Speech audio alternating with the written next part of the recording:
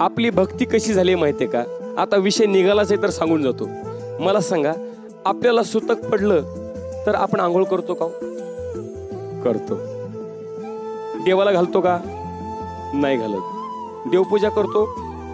नाही करत. मला सांगा, आपल्याला सुतक पडलं आपण जेवतो का? जेवतो. देवाला नैवेद्य दावतो का? नाही दावत. का? सुतक पडले. कोणाला?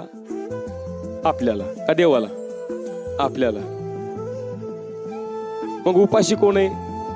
देव आहे. सुतक कोणाला? आपल्याला. बिना आंघोळीचा कोण? देव. मग नेमकं सुतक पडलंय तरी कोणाला? आपली भक्ती कशी झाली माहितीये का?